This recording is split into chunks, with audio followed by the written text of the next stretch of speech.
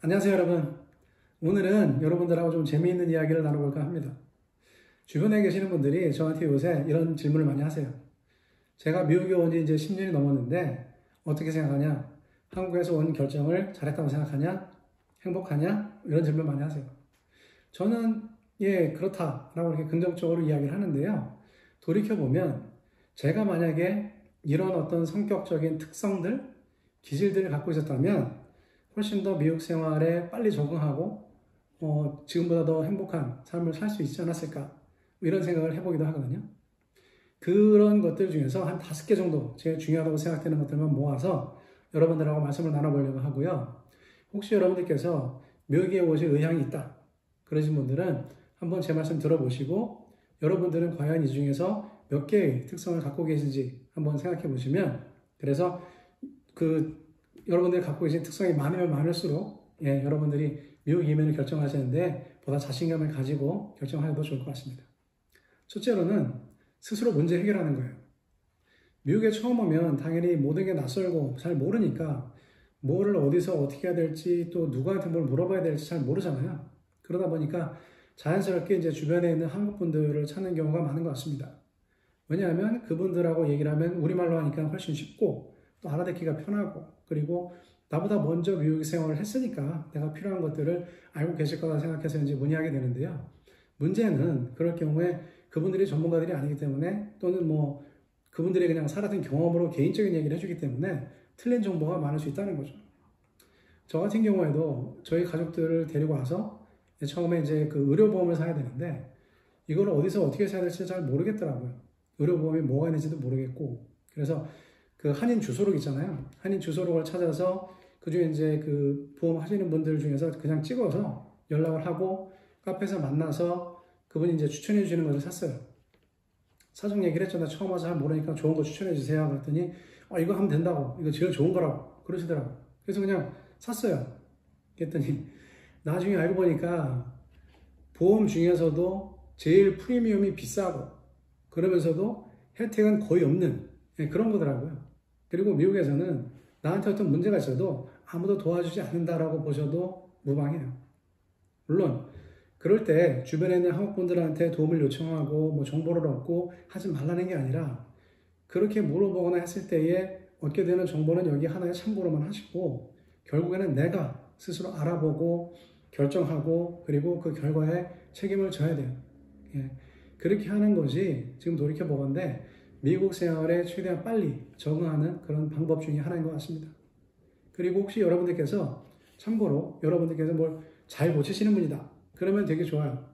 예를 들면 뭐 자기 집에 하수구가 하수에 문제가 있다 그러면 그런 문제가 있을 때 사람을 부르잖아요. 그러면은 기본 몇백 불에서 몇천 불 나오고, 예를 들어서 내 차에 오일 체인지를 한다, 타이어 교환을 한다, 이런 것도 내가 할 수 있으면 너무 좋아요. 미국 분들은 그런 거 혼자 하시는 분들 되게 많거든요. 왜냐하면 결국에는 그 부품값보다도 인건비가 비싸기 때문에 그래요. 제 차 같은 경우에도 예를 들어서 오일 체인지 하나 한다 그러면 거의 100불이 넘어가거든요. 근데 이렇게 내역서를 보면 부품값은 얼마 안 해요. 나머지 인건비지. 그렇기 때문에 내가 뭔가를 잘 고친다, 그런 손재주가 있으신 분들은 내 문제 해결하고 비용 절감하시는 데 큰 도움이 되겠습니다. 두 번째로는 들이대입니다. 무슨 뜻이냐면 내가 얼굴이 두껍고 또 멘탈이 강하고 도전정신이 있어야 된다는 거예요. 미국에서는 한국에서 가지고 있었던 내 경력을 인정받지 못하는 경우가 되게 많아요. 그래서 제 주변에도 보면 한국 분들이 전에 대기업 임원이었다, 또 교수였다, 또 의사였다, 약사였다, 이런 분들 되게 많으시거든요. 근데 경력을 계속 살리지 못하고 전혀 다른 일을 하시거나 결국에는 자영업 하시는 분들 되게 많아요. 한식당, 카페, 세탁소 등등등. 여기서는 내가 아무리 한국에서 잘 나가던 누구다 이렇다고 하더라도 그런 거 알아주지 않는 경우가 되게 많습니다. 그래서 미국에서는 자존심 내려놓고 내가 만약 이런 일을 하면 다른 사람들이 어떻게 볼까 이런 거 신경 쓰지 말고 체면 내려놓고, 그리고 필요하다면 내가 어떤 일이라도 할 수 있어야 됩니다. 제 경우에는 다행히 제가 하던 일을 여기서도 계속 할 수 있는 케이스라서 대단히 감사한 일인데요. 미국에서는 내가 아무리 철저하게 준비하고 계획했다 하더라도 그렇게 뜻대로 되지 않는 경우가 많은 것 같습니다. 그리고 미국 사람하고 같이 일하는 게 쉽지 않고요. 예를 들어서 제가 미국에 있는 사장하고 같이 그 비즈니스 기회가 있어서 제안서를 들고 찾아가서 프레젠테이션을 하고 이제 질의응답을 하고 했어요. 그 미팅이 끝나고 나서 사장한테 물어봤죠. 어떻게 생각하냐? 그랬더니 미국에 있는 사장이 이렇게 얘기하는 거예요. Your last part of the presentation was terrible. I was so disappointed. 무슨 말이에요? 네 그 발표의 마지막 부분은 끝 부분은 엉망진창이었어요. 난 너무 실망스러웠다. 이런 얘기잖아요. 뭐 제 생각에는 그 정도는 아니었다고 생각하거든요. 그리고 차 타고 가버린 거예요. 너무 그 제가 여태까지 들어본 것 중에서 제일 큰 혹평이었었고 너무 창피하고 당황스럽고 자존심 상하고 어쩔 바를 모르겠더라고요. 게다가 그 다음날 결국에는 그쪽에서 니네는 안 되겠다 이렇게 통보가 왔거든요. 여러분 같으면 이럴 때 어떻게 하시겠어요? 여기는 안 되겠다 포기하고 다른 고객을 찾아야지. 물론 뭐 그럴 수 있겠지만은 미국이라는 데는 또 계속 들이대고 또 막 열성을 보이고 막 계속 두들기고 하면 또 기회를 주기도 합니다. 그래서 저 같은 경우에도 그쪽에 또 계속 전화하고 찾아가고 그래서 그쪽에서 요구하는 것들 막 더 보완하고 계획 철저히 더 하고 막 준비 더 하고 그래가지고 결국에는 2차 프레젠테이션을 하고 결국에는 그 프로젝트를 땄어요. 그래서 제가 말씀드리려고 하는 건 뭐냐면 제가 잘났다는 게 아니라 한국에서는 내가 아무리 승승장구 했었다 하더라도 미국에서는 실패의 연속을 경험할 수도 있습니다. 그럴 때 내가 주저앉으면 더 이상 발전이 없는 거죠. 그래서 내가 안 해봤던 것, 생전에 해보지도 못했던 것들, 새로운 것들, 이런 것들을 자꾸 시도하고 그 과정에서 필연적으로 따라오는 이제 실패라는 거, 그걸 두려워하지 말고 그리고 거기서 배우고 앞으로 계속 나아가야 되거든요.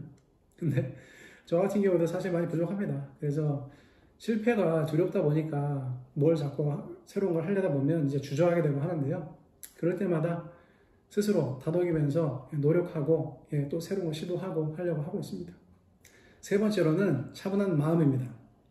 우리 한국 사람들은 일 처리를 되게 빨리빨리 잘하잖아요. 그래서 저도 그에 익숙하니까 여기 미국에 10년을 살았다 하더라도 아직까지도 미국에서 진행되는 모든 것들이 굉장히 느리게 느껴지는 경우가 많아요. 예를 들어서 제가 마트에 갔어요. 마트에 가면 돈 내려고 줄 서 있는 줄을 이제 길게 서 있거든요. 뭐 여기도 서 있고 여기도 서 있고 막 그러는데 저쪽에서는 그 마트 직원들끼리 수다 떨고 있는 거예요. 그러면은 이쪽에다 카운터를 하나 더 열어도 될 것 같은데도 안 열어줍니다. 그리고 어떤 고객들은 미국 사람들도 말이 많잖아요. 고객들은 돈을 내고 그 캐시어하고 계속 수다를 떠는 거예요. 예를 들면 내가 지난번에 바로 뒤에서 실제로 들은 실화인데 이런 얘기를 합니다. 야, 내가 우리 집에서 새를 기르는데 그 새가 그 우리 아파트 난간에 앉아 있는 거야. 그 베란다 난간에. 그랬다가 이렇게 하더니 떨어지더라고. 그래서 내가 얼른 가서 뛰어가서 보니까 바닥에 널브러져 있었어. 그래서 내가 걔를 들고 얼른 병원에 갔더니 뇌진탕이래. 근데 우리 집이 3층인데 새가 날지를 못하고 떨어져서 뇌진탕이라는 게 말이 되냐?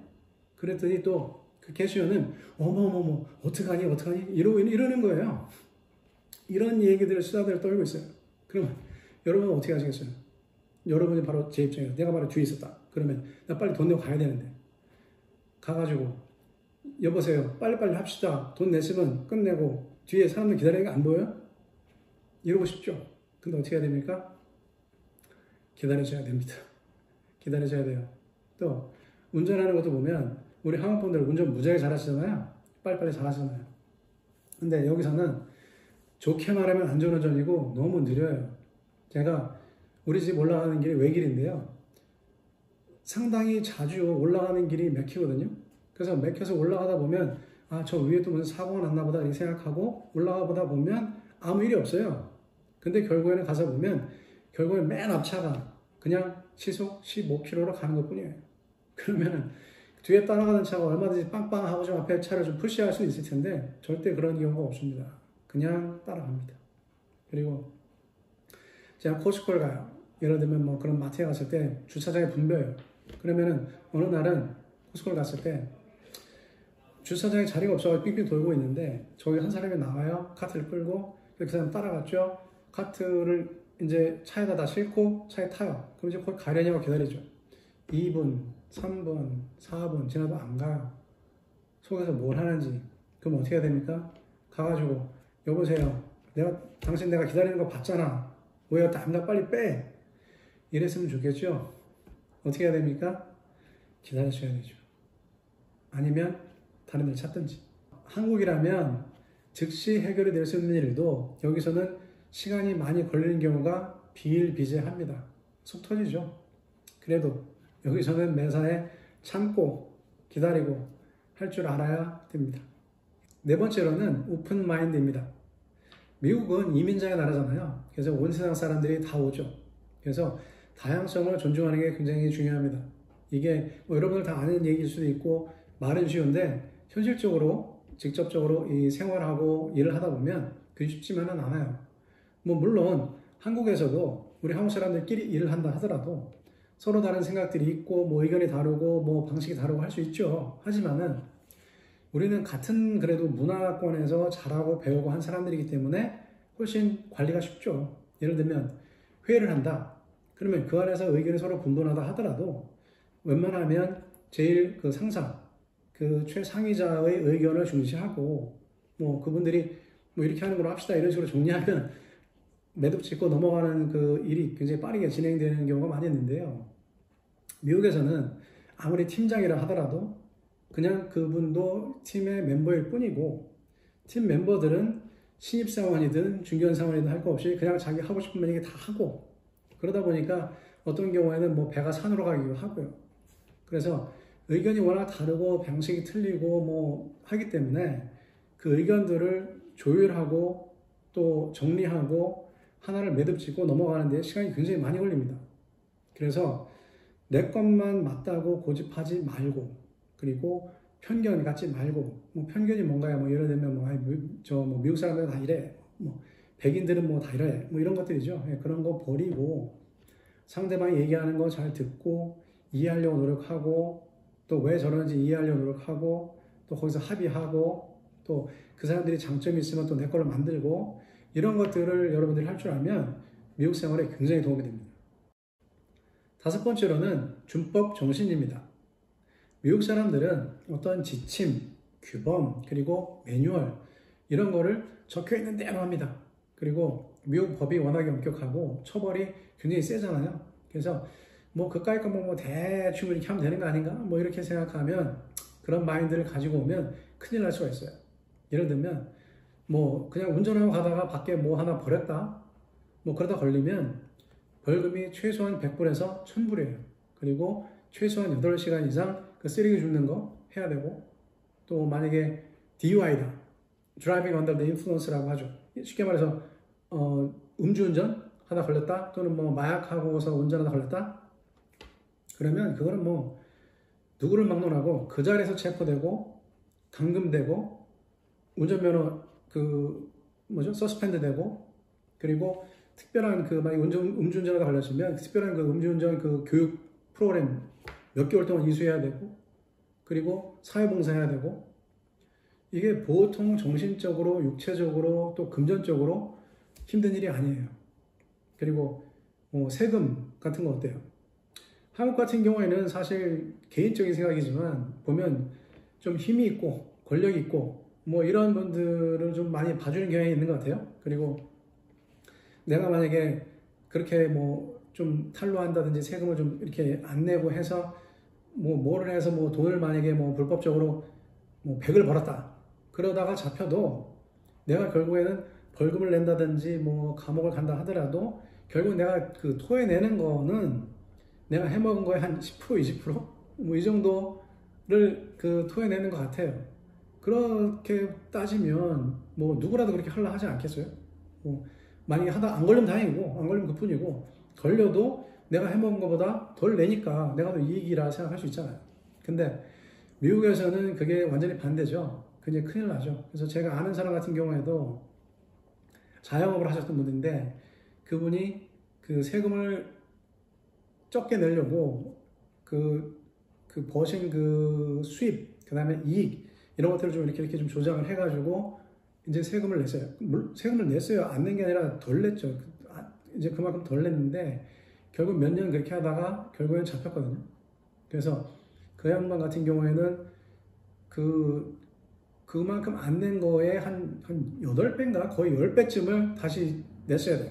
그래가지고 결국에는 파산을 했습니다. 파산을 하고 그 이후에도 계속 갚아요. 지금도 갚고 있다고 제가 알고 있어요.